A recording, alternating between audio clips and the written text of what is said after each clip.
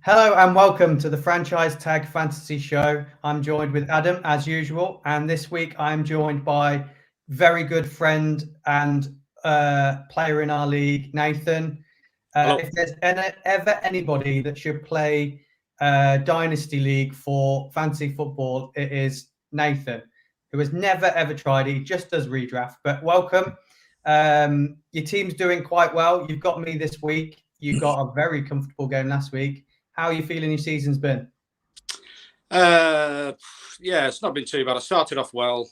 Obviously, had a bad couple of weeks. Played. Obviously, Pirate Bay kicked my ass, so that didn't help. And I've had, in fairness, I've had two lucky wins the last 2 weeks. I think I was lucky to get through. Not last week, obviously, but the week before was a bit easier than I thought it possibly would be. Because I thought I'd lost until I looked Tuesday morning. I think it was the Chiefs game, and Tyreek Hill got me over the line, thankfully. Now, when I say you should play Dynasty League, it's mainly because every single year Nathan drafts people in like the round 6, round 7, round 8, and he has them in his team, and they do well for him. And then the next year, people pick them in like round 2 and 3, and he's like, "They're my players. I had them. People are just stealing my players." And I think it's going to happen again this year because you drafted so different to everybody else this year. You know, you went wide receiver, quarterback, tight end, running back. Yeah, I think that's right. Sounds right. Was it just on the day you thought, I'm going to do something different, or did you have that in mind to go a different tactic this year? Well, no, because obviously I didn't know the draw till, what was it, about an hour, 45 minutes before. So that obviously doesn't help because you can have the best plans in the world and then figure out that your 14th pick, and it sort of throws it into the mix a little bit of unpredictability. But no, I think just having that last, well, I was 13th, I think. So just having that last pick and then having a pick straight afterwards, I thought, why not just go 2 big wide receivers? Running backs, realistically, there's only 4 or 5 you actually want anyway, so they'd all gone. So I just thought, sod it, I'll just do it a different way to everybody else. Everyone else, they're all sheep, they'll do it the same way. I mean, I was notorious for picking players from the same team, and obviously I'm not the only one that does that anymore. So give it 3 years and everyone else will be picking wide receivers. Yeah, I mean, as you can see from the jersey he's wearing, there's been a lot of years that Nathan has just picked the whole Pats team. And he's just gone, you know what, when I get to bye week, just sod it, I'll just take a loss that week because I'll be 13-1 anyway. Exactly. Well, I've got season already, so it hasn't totally disappeared. Yeah. It does seem to have worked though, hasn't it? Like for Pirate Bay. It seems to have worked, that same sort of tactic. They've just gone for Brady and everyone around. So it seems to be something that works. Yeah, well, it's not a bad player to go for, is it? So No.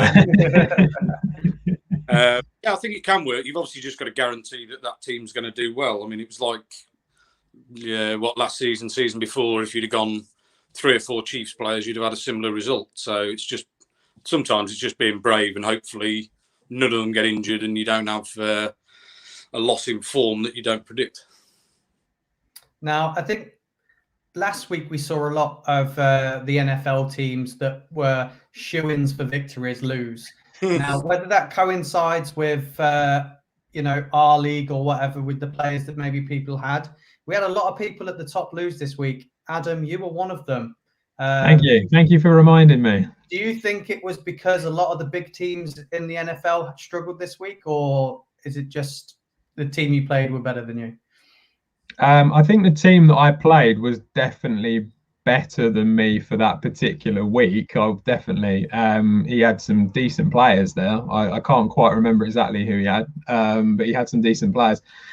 Yeah, I mean, you know that it's probably going to go badly when Myles Gaskin actually puts some points up. You know, that's all you need to know. So I mean, he has been tormenting me all year. So I knew I was in trouble when he actually did okay. But I think, to be honest, I kind of felt like a lot of my players had tough matchups last week. I felt like, Jamar Chase had a tough matchup against the Browns. Eckler didn't he did okay, but he didn't do great. Michael Carter struggled against the Colts defense, which you'd kind of expect. I feel like I had a lot of players up against some tough matchups, so that was probably why it all went wrong. Yeah, Mason Crosby let you down just a bit, didn't he? Yeah, a little bit, but it's what he's good at this year, unfortunately. Now, Nathan, it's going to be a real quick conversation to talk about what happened with your team in week 9 and your matchup, because there's a guy in our league that he's a big Arsenal fan. He went down to go and watch them play. He had a few too many beers, and before he'd known, all the games had kicked off, and his lineup was, I think it only had 4 players in it. I think so, yeah. Yeah, you got yourself. I mean, I've looked down the list, and even if he'd fielded a full team with the players that are on his bench, he couldn't have beat you. So you've got to feel quite happy that there was a victory there, mainly led by Lamar Jackson, who's been doing bits for you all season. What is MVP? Yeah, thank you. I said he was the MVP for the season. The others disagreed with me, but yeah, he's there it is. So I think what we'll do with you, Nathan, rather than talking about what happened in week 8, is we'll move to week 10 for you, where, it's coincided quite nicely. You're playing me. Yeah, a bit of rival. Now, I reckon you're one of my bogey players. I really, really struggle to beat you most years. I mean, we've been playing fantasy football together from... Below me in the league every year as well. Yeah, I mean, we've been playing before anybody even joined. We used to play in the league together where we just used to find a random join a league with Americans, and you always did well in that as well. So don't know how I'm guessing most of the time. It's going to be a good matchup. It could be after the end of the day. Well, I'm 4-5, you're 5-4. This could be a real good game. Yeah, it's going to make a big difference to the league as well, because it's either going to stick me in that top 4 or drag down into that middle horrible bit where you could go either way. So it's going to be an important one. I just obviously need Chubb to start sneezing and coughing and not be well, and I might have half a chance of beating you. Yeah, not pleased about that. I've just got him back. Just got back from injury, and then he goes and gets put on the COVID list. So fingers crossed he might be well for it. But you've seen any information of whether he's playing, because it seems to be very hush-hush at the minute with regards to whether he might or might not. Yeah, they're just saying he's got time to pass the protocol. We saw last week that Saquon went onto the COVID list, but passed protocol, but ended up not being fit enough to play anyway. So there is a chance that he could be playing. I mean, talking about Chubb and the Browns, there's a player we should probably discuss with you, Nathan, of what you're thinking is behind it, and then we'll get Adam's take on it as well. You had Odell Beckham Jr. in your team. I did. You obviously found out the news that Cleveland weren't going to play him for the rest of the year. He hasn't had a great year. You binned him out. Do you think it was the right decision? Based on what he's done this season, yes. But there's always the possibility he's going to go somewhere and be on fire. But at the end of the day, it wasn't my pick anyway. Because as you know, when we did the draft round yours, I stupidly went outside for a cigarette, came back in, and nobody told me that my pick was up and it was a computer pick. So I wasn't too disappointed to drop him because I didn't want him in the first place. I probably had him 5 seasons, not in a row, but over a long period of time. I've had him quite a lot of times. So he is either very solid or hit and miss, injured, in and out. So I just thought I'll stick with the 2 young lads I've got, Bateman and I can't think of the other guy's name, Osborne. And I'll see what they can do for the rest of the season, give them a chance. But yeah, Beckham could quite easily go somewhere. If he does, I'm sure he'll be snapped up straight away if he goes to a struggling-ish side. But no, I'm not disappointed about dropping him. I'll quite happily let somebody else take a gamble on him. I've already taken a gamble on him. I've got him. I've already picked him up. Now, Adam, there's lots of rumours that he might be going to Green Bay. Do you think there's much behind that? We've heard a lot about maybe the Seahawks, maybe the Patriots. Do you think he can flourish in Green Bay if he goes there? Well, he's definitely good. He's definitely good enough on his day when he's playing. You would argue the quarterback's good enough to throw him the ball, I would have thought. It's one of those. I think he's another one of those players who does he always fit straight away into teams and systems, or does he need a bit of time? Because obviously when he went to Browns, I think there was a bit of umming and ahhing whether he performed there or not. But he's had a little bit of success there, hasn't he? But obviously with years I've always had him, obviously injuries has been a problem with him. But I think he's good enough to flourish anywhere realistically. But who knows? Adam? Yeah, I mean he's a quality player, isn't he? He's had injuries. That's been the big problem. And then the major issue in Cleveland is obviously they're a run first team. I mean that's always going to limit what he can get. So I mean that's the reason why it hasn't really worked. When it comes to going to another team, I think he's more than capable of making something happen. For fantasy though, I don't know. I don't know. If he went to the Packers, I think he might be able to make something happen for fantasy, because I think he just slots in above Alan Lazard. I think, probably above MVS as well. So there's a good chance that he'll see the ball. I mean, there's talk about the Chiefs. I mean, I can't see that working for fantasy at all, because they've got Hill and Kelsey. So I don't really see why that would work so much. There's the Saints, obviously, because of Michael Thomas being out. That might work. But yeah, I feel like I wasn't surprised that you picked him up, considering you picked up Deshaun Watson earlier, and unfortunately for you that didn't work. And like Nathan said, it's a move for a struggling team that needs a bit of help, I think. So yeah, I mean, I'm always down for a gamble on when you've got some free space. I'm quite happy with my team, so I'm happy to tinker on the bench. How many jerseys have you got with his name on the back? Yeah, I've only got one jersey with his name on the back. He is one of your all-time favourites, though, isn't he? He is. I used to have him on my phone case. I used to have him as my display picture. Yeah. Got his jersey, and then left Got to be done. Yeah. Let's move on to some of the other teams in the league and how they performed, and see what our take is. Now, we saw something that we've been calling all season up to this. We all said that Pirate Bay was going to struggle week 9 when he has to bring in his backup players. He was dethroned again in week 9 by my dad, which isn't great for everyone, because that's put him onto 6-3 and in touching distance off the top. Do we think Pirate Bay can bounce back quite easily after this loss, or do we think there's more bad times to come for him? Who is he playing? Week 10. Yeah. Pirate Bay has got. He's got the Justice League of Harambe, which is Dan Wallace's team, which he's already set his lineup. It's already in. I think he's probably got a strong chance of bouncing back myself. I think the reason that it didn't go well last week, as we said, was not only because the Bucks were on bye, but also losing Derrick Henry.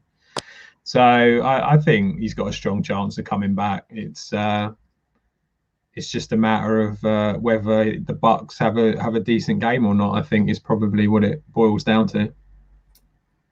Yeah, I think he's relying on Brady and Evans again. He's had to bring in Freeman to replace Derrick Henry, which, that's a bit of a committee back now at Baltimore with Le'Veon Bell there as well. So, Dan's team, Justice League of Harambe, it's got a lot of backups in it now. He's struggled with injuries throughout the season.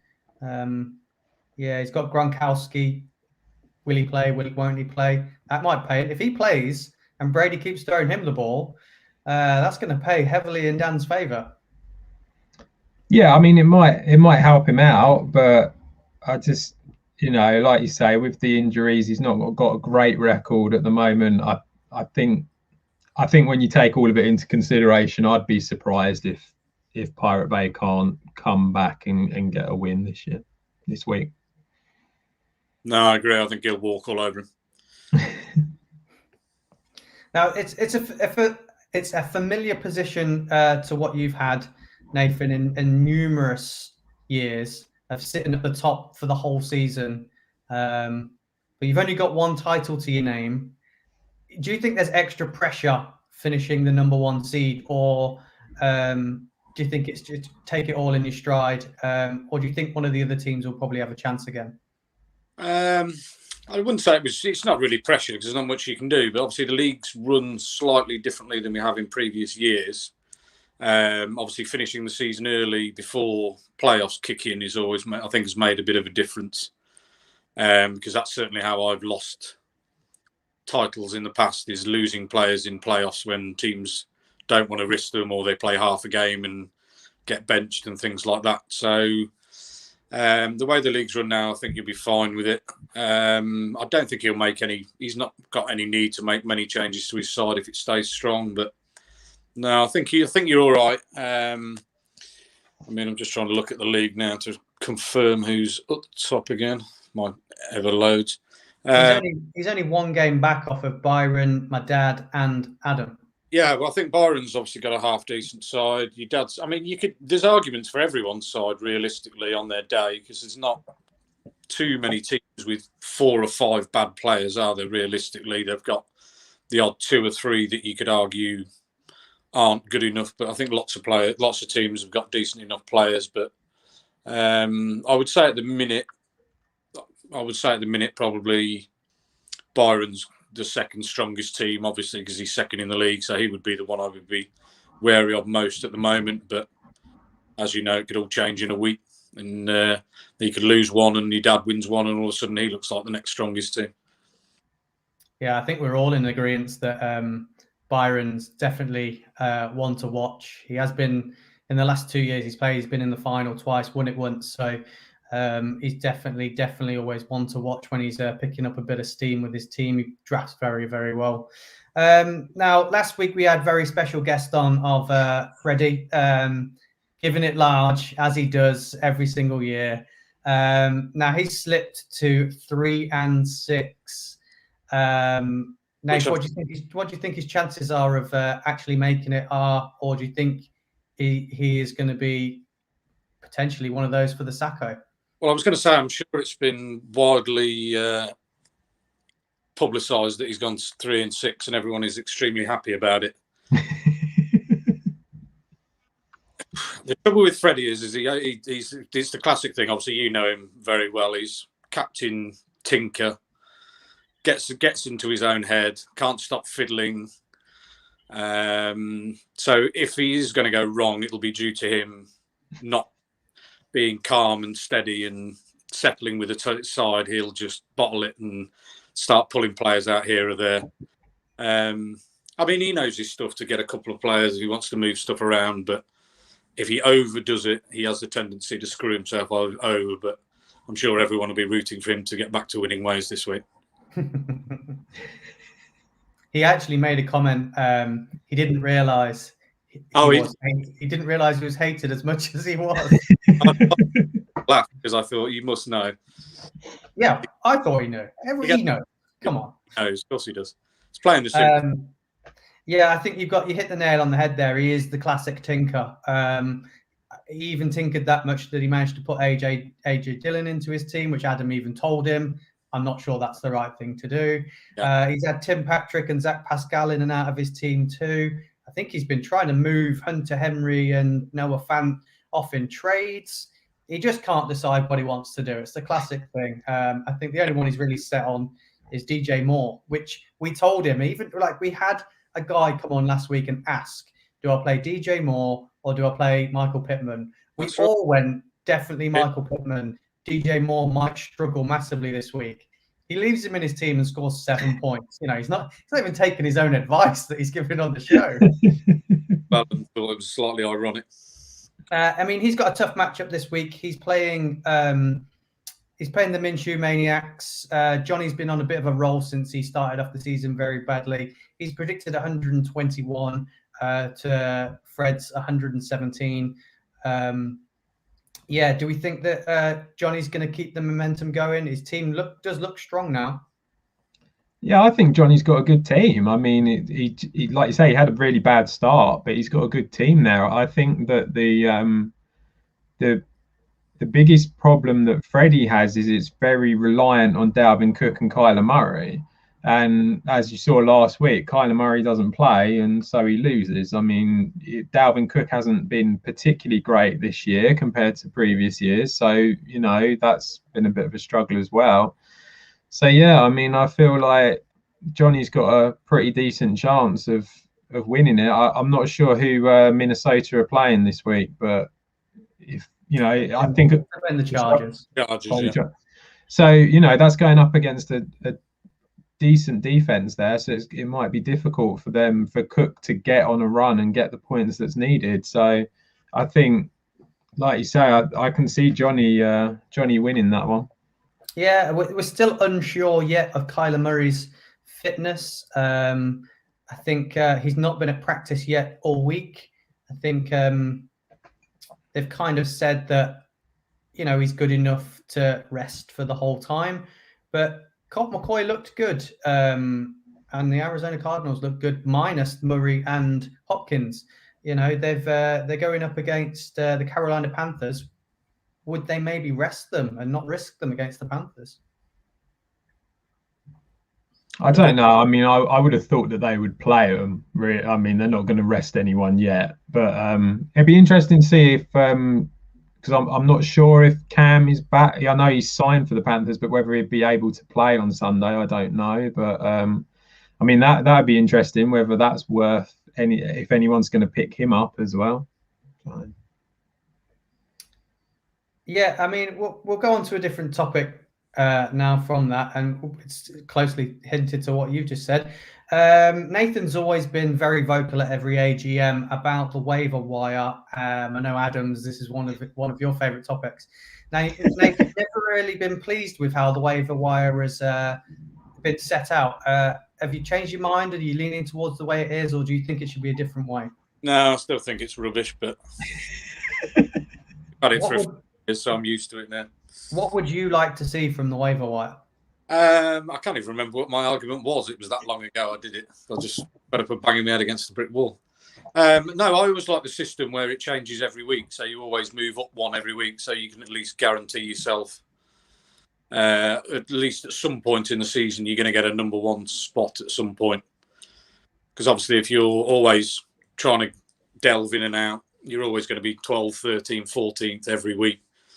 And I just think, obviously, with players struggling, especially teams struggling, the way the NFL and American sports is built, you think they'd give it a slight advantage to the lesser teams, but obviously not in our league with our commissioner.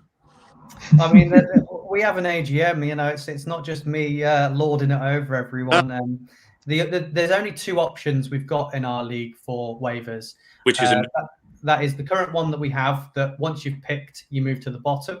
Yeah. Or every single week, it changes to the reverse of the league. So if you're last in the league, you automatically get first waiver priority. Adam, yeah, wasn't always. I don't really like either of them.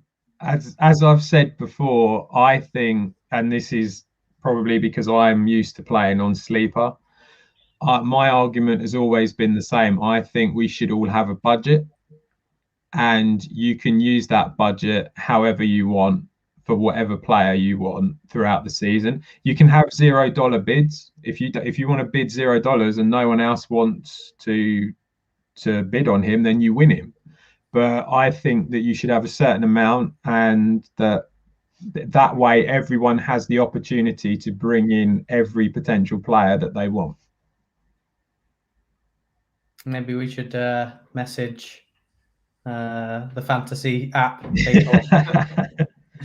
Send it across. Well, they need more than two options. But as I said, that other option you said wasn't even, I don't think it wasn't quite the same as we used to have it many, many years ago. I think they have tweaked it slightly. Now, at this point of the show, I usually go through the waiver wires and talk about whether we think anyone's done well. Nathan, was there anyone that you tried for this week? Is there anyone you've missed out on or you were looking at? No, didn't even bother. The only thing I'm looking at is a kicker, so why waste the waiver priority on it? I'll pick one up today, tomorrow, or Saturday. Just got to make my mind up. I've got about 4 I'm thinking about, so I need to just make my mind up and sort it out. Yeah, we both needed kickers this week, and I very, very, very nearly went, you know what, I'm going to take Nick Folk because he plays for the Patriots and it'll piss you off. Yeah. He's one of my considerations, but he's now coming up as questionable with his knee. Yeah. I think. He's been dealing with a bit of an ankle injury for the last couple of weeks, so I was like, I'm going to steer clear of him just in case. Might backfire. Yeah. So we'll talk about some of the guys that have been picked up. Obviously, we've already spoke. I picked up Odell Beckham Jr. Bit of a risk for me. I mean, it is what it is. Matt, the Dak Street boys won last week. They're moving away from the bottom. He's picked up Ryan Fitzpatrick and dropped Taylor Heineke. He's obviously confident that Fitzpatrick's going to slot straight back in. Yeah, does he not have any other quarterbacks though? Has he just been playing Taylor Heineke? No, Dan Jones is his other quarterback, I believe. Right. So it kind of feels like I mean, I get it if Fitzpatrick is the one who's going to, come back and play, but I don't know. You kind of feel like Daniel Jones is probably going to be a starter most weeks. So, yeah. There's other quarterbacks, isn't there, on the waiver wire still that you could have gone for? Jared Goff's still there? No, he's got Jared Goff. That's who he's got. I'm looking at his team now. He's got Jones, Goff, and Fitzpatrick. And Fitzpatrick comes up as on IR, but whether that's just hasn't been changed yet, I don't know. Some very odd decisions there. Now, I think, for me, I think Johnny's potentially picked up a good selection. He's gone for Jordan Howard. He's not really dropped much for him. He's dropped his backup kicker, which obviously doesn't need. He only had him in for a bye week, I think. So he's picked up Jordan Howard, who's been a bit of a short yardage sort of goal line running back for the Eagles over there since Miles Sanders has been out. Do we think he can continue that, or? Yeah, I think Howard's looked all right, hasn't he? He's looked okay. I mean, Johnny was the one who played Kenneth Gainwell against me, and then Jordan Howard and Boston Scott got all the touchdowns. So, but yeah, I mean, I think Howard's looked okay. I mean, he is, like you say, he's a touchdown play. I mean, you hope he gets them. But yeah, I think considering all he gave up for him, it's not a bad choice. No, I'd agree with that. I think he's a good player. I think the Eagles have been a better team than what people have thought as well. So I don't think he's a bad pickup. Yeah, I had to bring that up on the main show the other day, that I felt like the Eagles had surprised me the most from the NFC. Yeah. I do think they've been slightly underrated as well. I think they've been unlucky in a few games. No, I think they've done really well. I think they're a good side. And again, other than that, guys, I don't think there's any real movement we've had on the waiver wire. We've seen Derek Gore get picked up and then dropped. I don't think there's much really in that. It felt very quiet, didn't it, this week? Like on the waiver wire, there wasn't.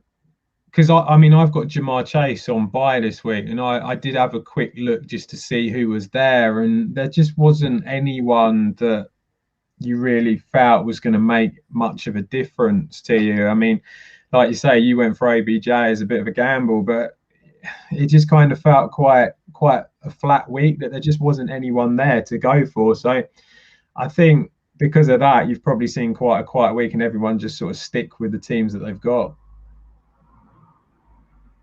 Yeah, definitely. I mean, every week there's a few spots on my team I'm not 100% happy with, and every week I look to try and strengthen them, and I look to try and find the matchup. But there's really nothing at the minute for our waivers. I think with the amount of people that have gone onto IR and moved on to people's reserves, it's meant that people can bring in these extra players off of the waiver wire and boost to their actual main squad.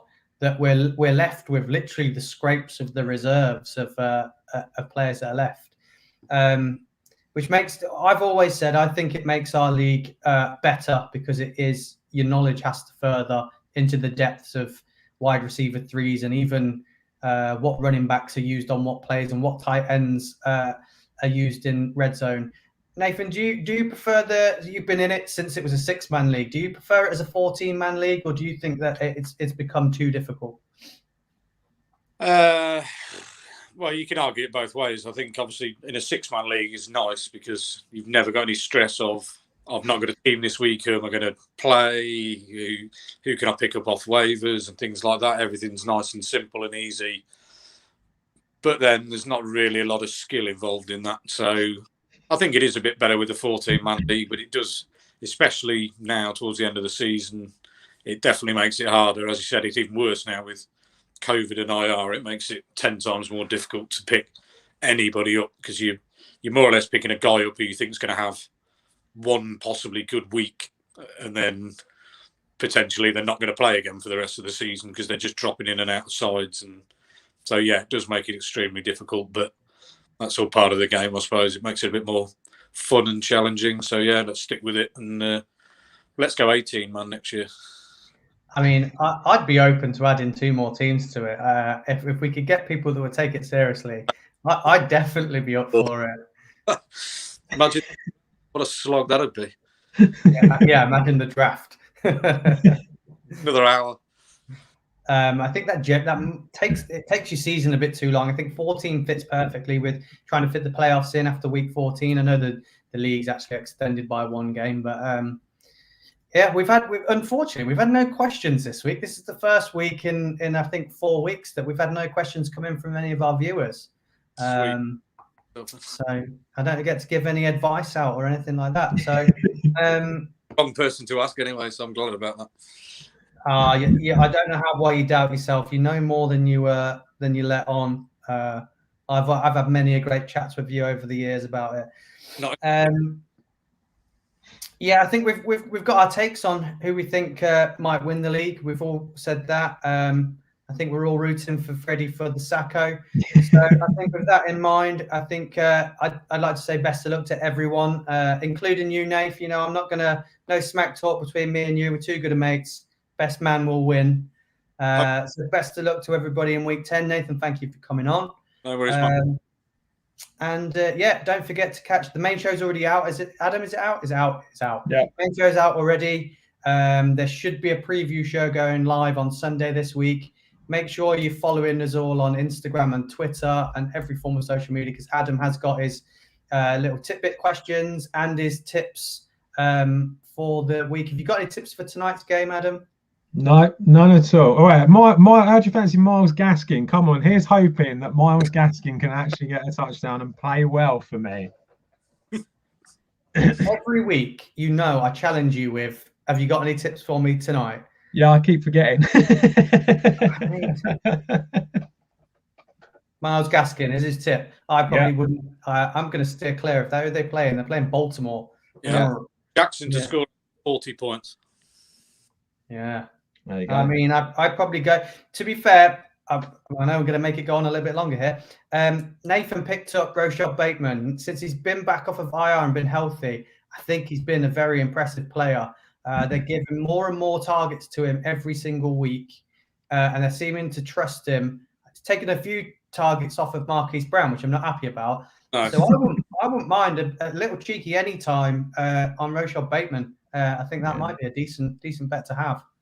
So yeah, with that, as I said, good luck to everybody. Thanks for joining us, guys. See you later. Cheers, boys.